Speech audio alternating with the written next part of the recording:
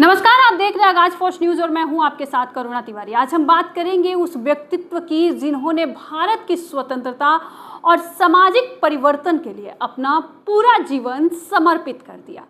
जी हां, हम बात कर रहे हैं लोकनायक जयप्रकाश नारायण की, जिन्हें प्यार से लोग जेपी भी कहते हैं।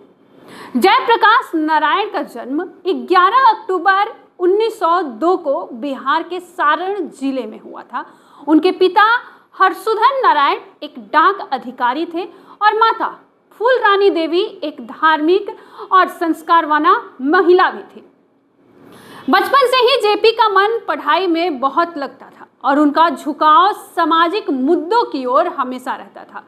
जयप्रकाश नारायण ने पटना कॉलेज से अपनी प्रारंभिक शिक्षा प्राप्त की और उच्च शिक्षा के लिए वे अमेरिका चले गए, जहां उन्होंने बर्कले विश्वविद्यालय से समाजशास्त्र में पढ़ाई की। इस दौरान उन्होंने कार्ल मार्क्स, लेनिन और महात्मा गांधी के विचारों का गहराई से अध्ययन किया। साल 1929 में भारत वापस आने के बाद जयप्रकाश नारायण ने भारतीय स्वतंत्रता संग्राम में कूदने का फैसला किया। उन्होंने कांग्रेस पार्टी की सदस्यता ली और महात्मा गांधी के नेतृत्व में स्वतंत्रता संग्राम में शामिल हो गए।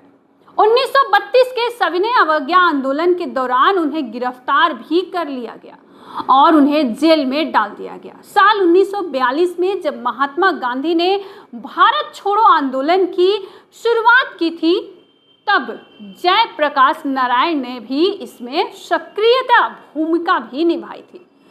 उन्होंने भूमिगत होकर ब्रिटिश सरकार के खिलाफ विद्रोह का नेतृत्व किया।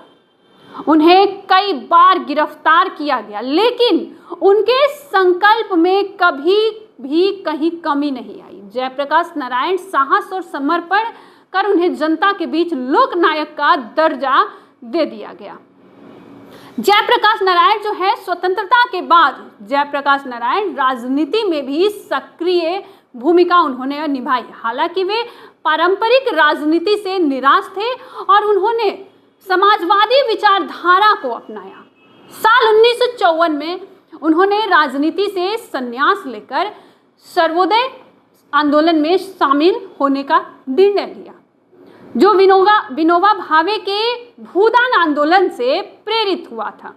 उन्होंने समाज से गरीबी और पिछड़े वर्गों की भलाई के लिए काम करने की शुरुआत की।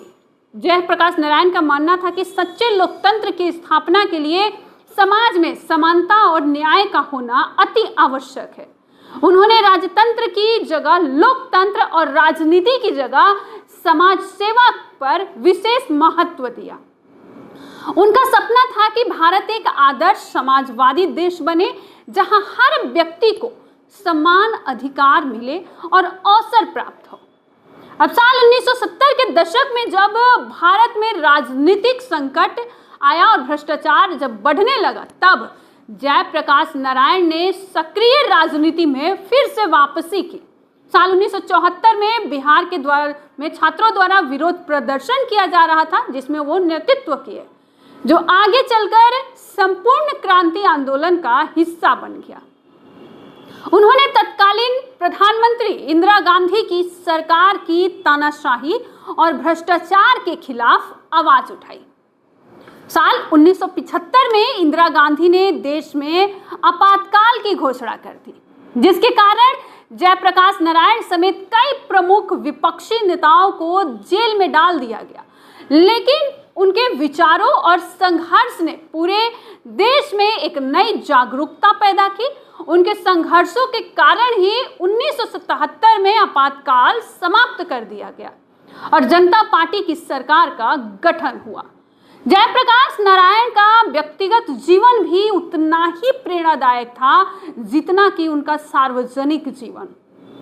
उन्होंने अपनी पत्नी प्रभावती देवी के साथ मिलकर एक विनम्रता और सेवा का जीवन जिया था। उनके पास कोई भी व्यक्तिगत संपत्ति नहीं थी और वे जीवन भर सादगी से जीते रहे। उन्होंने अपनी सारी ऊर्जा देश और समाज की सेवा में ही लगा दी। जयप्रकाश नारायण को उनके योगदान के लिए 1999 में मरणोपरांत भारत रत्न से सम्मानित किया गया। उन्होंने अपने विचारों और संघर्षों से न केवल भारत की राजनीति को एक दिशा दी, बल्कि युवाओं को भी प्रेरित किया कि एक सशक्त और निष्पक्ष समाज की स्थापना में योगदान दें। जयप्रकाश नारायण का जीवन हमें सिखाता है कि सच्चा नेतृत्व केवल सत्ता प्राप्ति में नहीं, बल्कि समाज की सेवा में है। उन्होंने हमें यह बताया कि जब भी देश में अन्याय और भ्रष्टाचार हो तो जनता को संगठित होकर इसके खिलाफ एक साथ आवाज उठानी चाहिए। उनका संपूर्ण जीवन संघर्ष, सेवा और समर्पण की मिसाल रही है। तो यह था जयप्रकाश नारायण की कहानी। हमें कमेंट करके बताएं कि आप अगली बार किस महान व्यक्ति